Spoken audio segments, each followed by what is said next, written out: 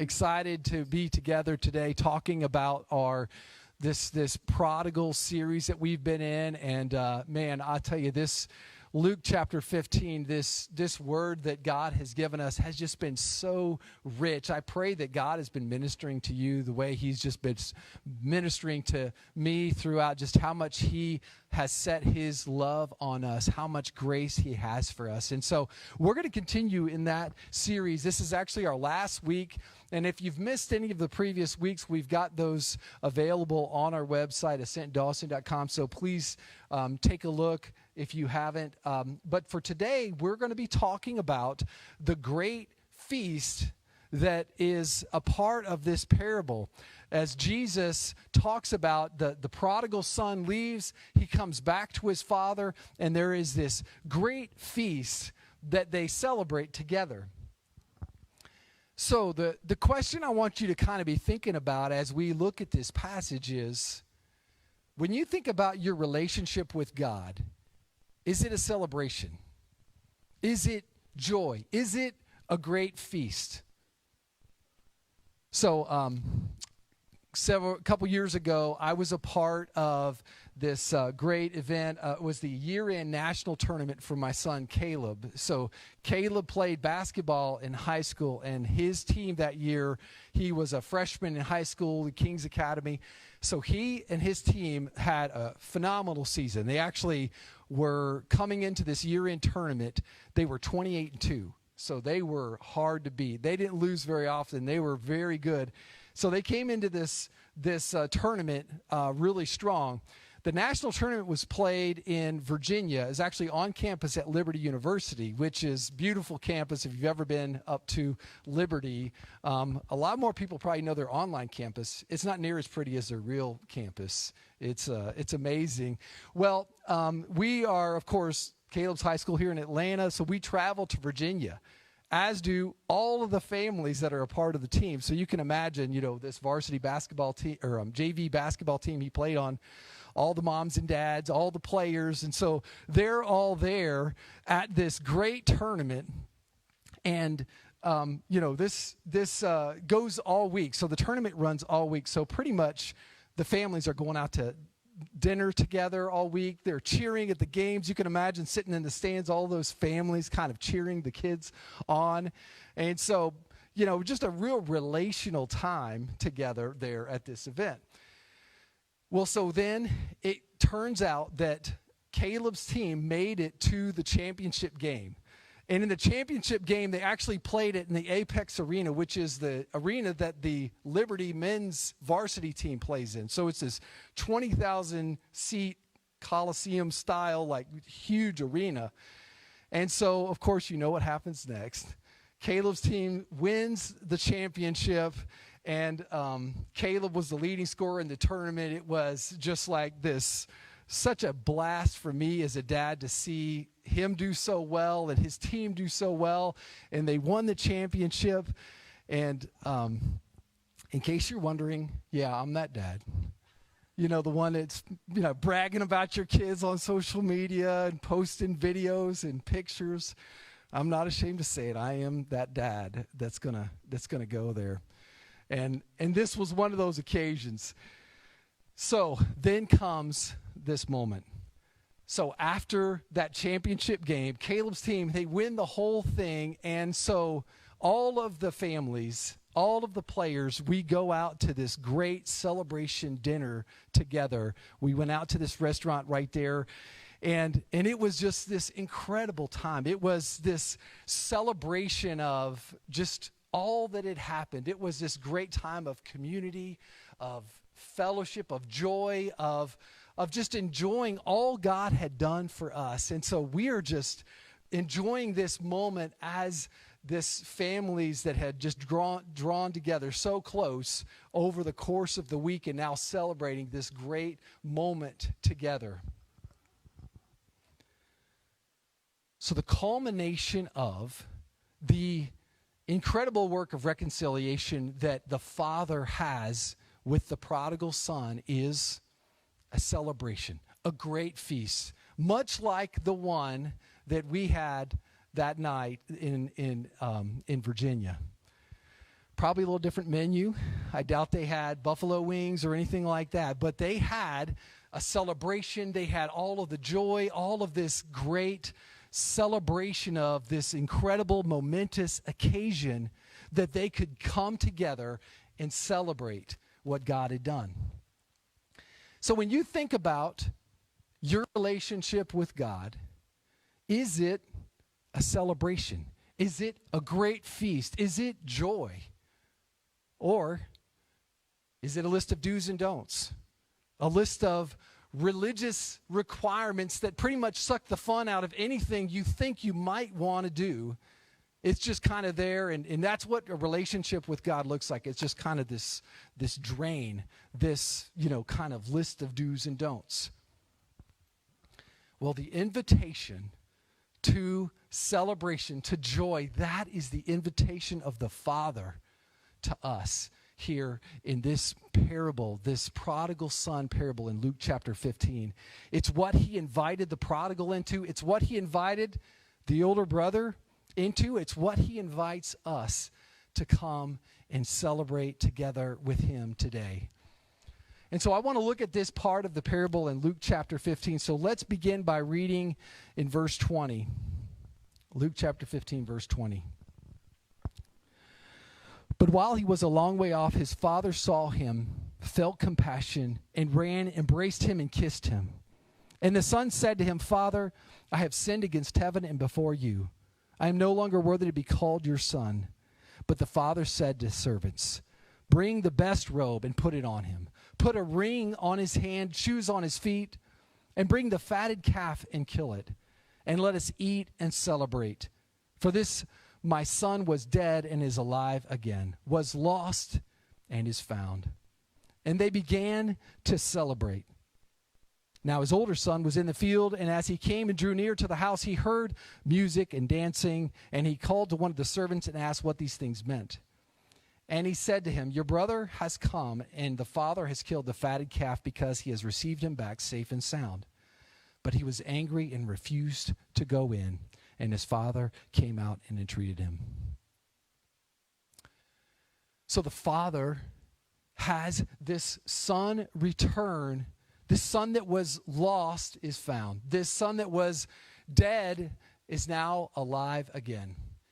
And the story of the parable, we didn't read the entire parable, but if you begin in the beginning, the prodigal originally came to his father, asked for the inheritance, takes this inheritance, and then leaves his family.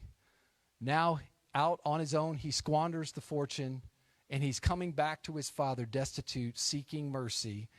And so where we pick the story up right here in our passage is the son being forgiven and welcomed in by the father, and then the celebration of the father having his son return. And what that looks like is the celebration. It is a great feast. It's this tremendous celebration with not only the father and the son, but also the entire family, including, of course, the older brother, to come and to celebrate. And this visual of a great feast, as you know, we've talked about that a little bit already this morning about this great feast that they had. This is a visual that the Bible uses many times to talk about salvation. So I want to give you just a couple of examples to kind of get you thinking about this idea of a feast. So the first one, Isaiah 25, it says, On this mountain the Lord of hosts will make for all people a feast of rich food, a feast of well-aged wine. So the picture here is that there will be a day when God comes and brings for his people a feast. Or Matthew chapter 8, Jesus says this, I tell you, many will come from the east and west, recline at the table with Abraham, Isaac, and Jacob in the kingdom of heaven. So the kingdom of heaven, what's it going to look like? It's going to be us reclining at the table, feasting together in the presence of God, in the kingdom of God. And then third, Revelation chapter 19.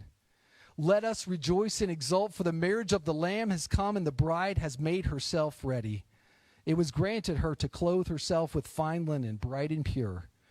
Blessed are those that are invited to the marriage supper of the Lamb. So one day in heaven, the bride, which is the people of God, will come to the bridegroom, which is Jesus, and have this great feast together, the marriage supper of the Lamb. And of course, our passage today, Luke chapter 15, the prodigal son, culminates in this picture of salvation pictured in the great feast. So, the salvation of God is held out there. It's symbolized, pictured in this great feast, and it's held out to of course, the younger brother, the son, but also to the older brother. But in the passage we read, the older brother refuses to go in. He rejects the invitation of the father to the feast. So the older brother, we've kind of been talking about him the last few weeks, right? So the older brother, in his heart, he is all about discipline, hard work, honor. And he looks at this younger brother and he says, you have not honored the family. You've in fact brought shame, and I am not going to celebrate his return. I'm not going to go in and celebrate together with the family because I don't agree and I'm not going to come. But what about the younger brother? So of course, here in our passage, it's actually in verse 22, it talks about that, yeah, the younger brother, he went in. He was the guest of honor. Of course, he went into the party, right? But what we see is that younger brother, he didn't start by accepting the invitation. Earlier in this parable, he rejected the invitation of the father. He actually, in verse 12, it says of the younger brother, he says, the younger son came to the father and says, Father, give me a share of the property that's coming to me. And so the father divided the property, and not many days later, the younger son gathered all he had and took a journey into a far country. So you see what happened here. This younger brother, he took this share of his inheritance and he left the father. He rejected this invitation of the father into life in his family, with his father, with all of the trappings of family life there. He said, no, I'm not going to stay here. The younger brother, we've been talking about him the last few weeks as well. The younger brother wants to be free. He wants to explore. He wants to get out and find all things that life has to offer. And so he's going to set out on his own. He's not going to be tied down by this boring old family life and his bossy older brother. He's like, I'm going to go. So what is Jesus teaching us in this parable? So we've talked the last couple of weeks about the fact that Jesus calls out both the lifestyle of the older brother and the lifestyle of the younger brother, and he says of both of them that they are dead ends. Either lifestyle taken to its end, the younger brother and his setting out, be free, and the older brother with his kind of judgmental, self-righteous kind of life. He says of both of those, dead ends. But he also, to both brothers, holds out this invitation of life and says, I want to invite you both into this salvation, into this great feast. So, this invitation to the feast, what does it mean? So for each of these two brothers, it means something different. What does it mean to these two brothers? So for the older brother, the invitation of the father is experiential. For the younger brother, the invitation of the father is relational. So I want to talk about these two aspects of the way that this feast that we've been invited into, it engages us. Because each of us come in today, and we might come in kind of feeling a little more like the older brother, or maybe personality-wise, we're a little bit more like the younger brother. But the invitation of the Father is held out to both of these. And I want us to look a little bit at those. So let's start with the older brother, at this invitation to the older brother. So over the last 3 weeks, we've been talking about the profile of this older brother, and the key phrase that we've been using for people that find themselves in this kind of life journey, lifestyle, this path of life that's been chosen of the older brother, and we've called it moral conformity. So basically, that older brother has kind of as a fixed point in his mind that he's going to put the standards of the community ahead of individual fulfillment. He's going to do what is expected of him. He's going to honor his family, his country, the traditions, and that's how life looks for an older brother. And if somebody was to break those traditions, that honor, well, that is unacceptable, and it's just unheard of to somebody that thinks in the frame of mind like an older brother, like AKA the younger brother. To do something like this is unacceptable, and I can't process, deal with, and I reject that. That's not my style of life.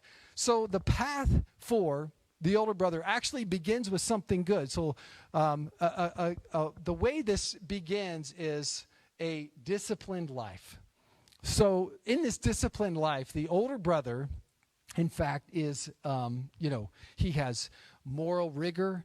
You could even perhaps call him religious, but that's kind of got a bad connotation. But that's kind of, he's got some discipline in his life, and that is a good thing. To live self-disciplined is a godly thing to have in your life. But left to himself, where this heads for the older brother, and it may be a temptation for us as well, where this can take is to kind of this self-righteous, kind of judgmental, very legalistic, and it makes this kind of environment like we talked about before. Remember, the kind of sucks the joy right out of anything you want to do, kind of has this no fun.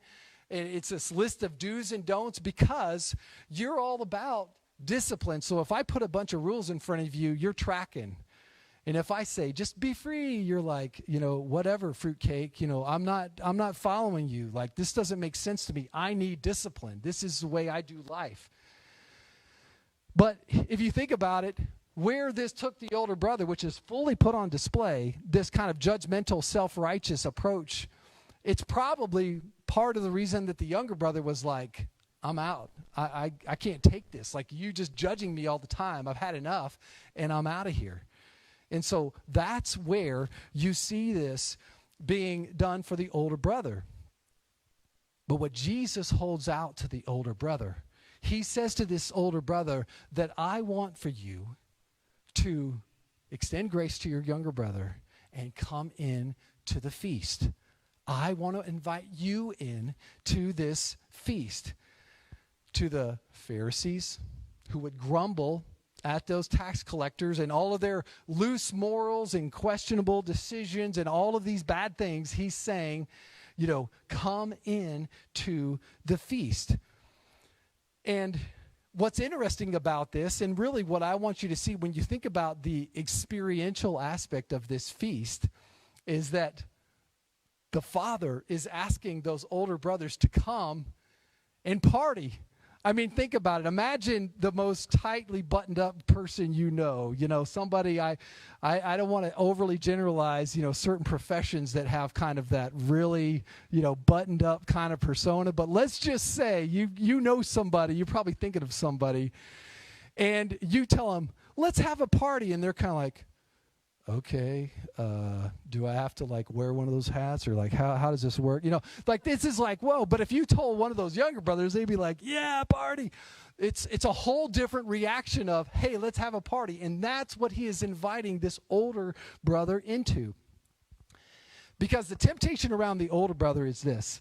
They want to take this lifestyle into more of a kind of a legalistic sort of let's live life by this rigid moral code, strict religious kind of requirements on their life.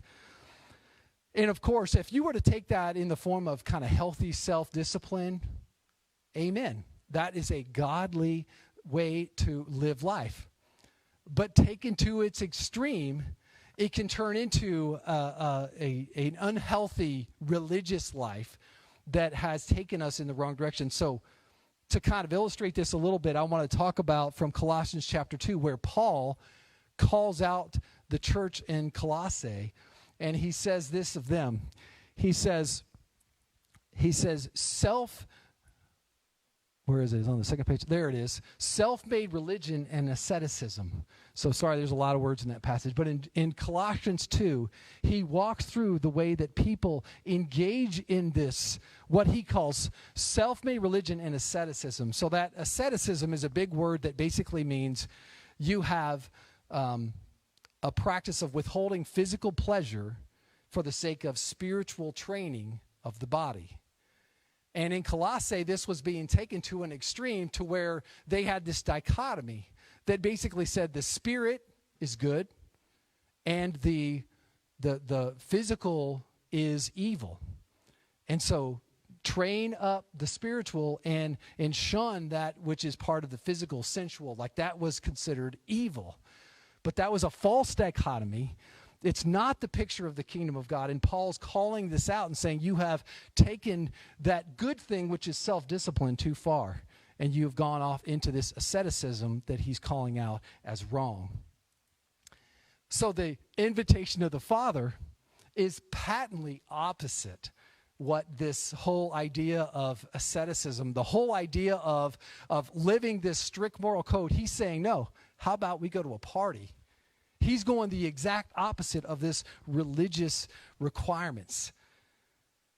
And I want you to kind of think about that in terms of an experience, the experience of God, experience of life that he wants for us.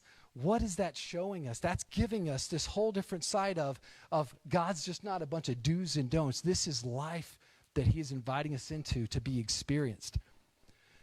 Tim Keller likens this kind of severe, very rigid moral requirements of life, severe lifestyle, to the two elderly women in Isaac Denison's story, Babette's Feast. So Babette's Feast is about two elderly sisters who were they grew up daughters of a very strict pastor in Denmark. And they lived in this small village in Denmark. And so growing up, they lived in this very strict household. And when they were sort of growing up, both of the sisters were tempted to a life of sensuality, kind of the prodigal type of life. They were tempted to, so Martine was the name of one of the sisters, and Philippia was the name of the other sister. So Martine had this dashing young lieutenant who wanted to whisk her away with him off into life. And for Philippia, she actually had this beautiful voice, and so she was being courted by the Paris Opera to come and sing and be a part, give her gifts here. But for both women, they decided that they were going to not take that road. They declined this life of sensuality and said, we are going to go back and serve alongside of our Father in this mission back in Denmark, this little village that he was doing this religious work in Denmark. But in the story, things don't go so well in the little village. So in the village, it gets kind of this gloomy, very heavy place. You have the different people that live in the village. The townspeople are bitter with each other. They've got grievances. There's all of this hardship. And it just turns into this place where the joy has just left the building. There's just no fun left. It's just this gloomy, dark place in this village. But enter into the story, Babette. So Babette is this refugee who comes, and she's looking for some place to stay. So she's taken in by these two elderly sisters, Martine and Philippia. And while she's staying with them, she actually comes into this large sum of money. Babette does. And so Babette decides, with this money, I'm going to throw a great feast. I'm going to throw this great feast for our village. And I'm going to invite everybody in the village to come and be a part of this great feast. Well, Babette was no normal cook. a lot more skills than me on the grill in the backyard. She was, in fact, one of the greatest chefs in Paris who had fled and come. And so she is here now, and she wants to make this gourmet meal, this world-class dining experience for this village. So word gets out. People start to hear about Babette and what she wants to do for the village, and so they start inviting all of their neighbors and friends and family to come join in the feast. So the invitations go out, and one of the people is a nephew of one of the townspeople, and it was, in fact, that dashing young lieutenant who had once tried to woo Martine. And so he is now grown up. He's all grown up, and he is, in fact, now a great general. And the general comes to the feast. And so we see him there. He pulls up to the feast. He's going to go in, and he's reflecting on life, his life. And he's thinking about, I've made all these choices in life, and have I missed out on the purpose, the meaning, the true meaning, like Martine, where she served and she was giving herself away to this mission here in this village.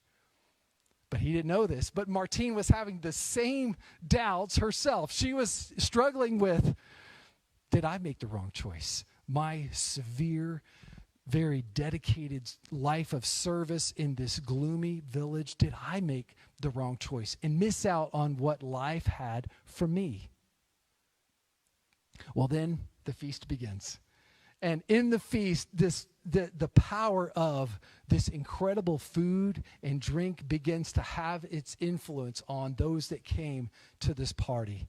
And you see them begin to soften. You see reconciliation begin between some of these townspeople, these in the village that had gotten hard towards each other, that had bitterness between each other. They were starting to forgive and to have their hearts kind of turned again, softened again. And then you see the same work in Philippia, Martine, and the general. They are starting to have their hearts turned again in this great feast. And in the course of the feast, the general rises and he speaks these words from Psalm 85. He says, "Mercy and truth have met together, righteousness and bliss have kissed one another." And he was recognizing in that moment, he was starting to comprehend the way that there was this morality and joy both coming together right in this great feast. There was this sensual and ethical both receiving this incredible invitation in this feast to be healed, to be whole. Tim Keller kind of comments on the happenings of this scene in Babette's feast, and he says this: "The diners have a mystical experience in which these two things, righteousness and bliss, meet. Something exists between these two alternatives, something that is neither the selfishness of the aesthetic nor the severity of the ethical." So catch the imagery of Babette's feast here. You have these two groups of people. You have the two elderly sisters with their severe ethical lifestyle, a.k.a. the older brother. And you have the general, the young dashing lieutenant turned general, who is in this life of sensuality, who is the younger brother in the parable. And both of them receive this experience of healing in the great feast. They have both received the invitation, just like the prodigal, just like the older brother in the parable of the prodigal son.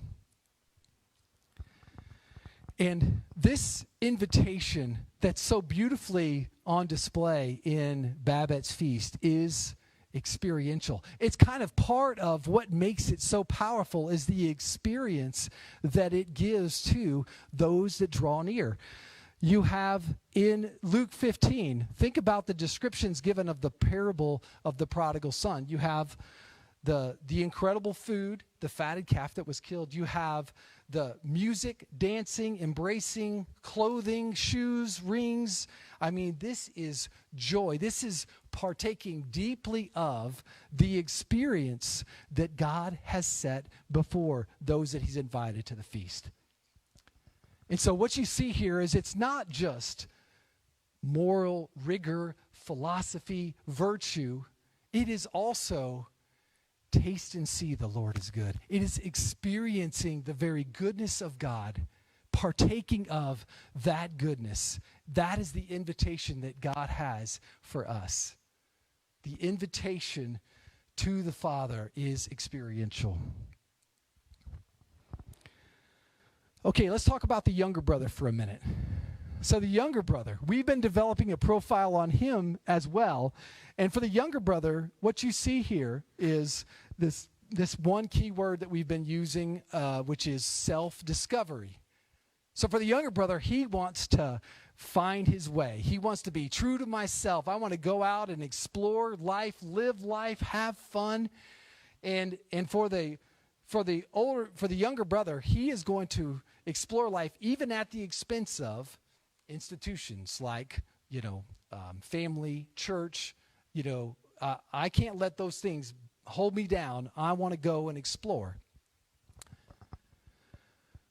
Well, in the younger brother, you have a similar dynamic like we talked about with the older brother, where something good is where he started. So the beginning place for the younger brother was he wants to enjoy life. He wants to have embrace all the good things that life has to offer. I want to have the fun, the joy. I want to embrace all the things that I can in life. But the younger brother, what we see happen is it carries him too far. And so he ends up in this selfish place where he is selfishly in this kind of individualistic, I want to get all of this stuff for me. It turns into kind of a hedonistic, immoral lifestyle that he is partaking in selfishly. Apart from family and all these things, he wants to go after this, and it takes him down this road, which is selfish and individualistic. So the call of Jesus to the younger brother is, come back to relationship with the Father.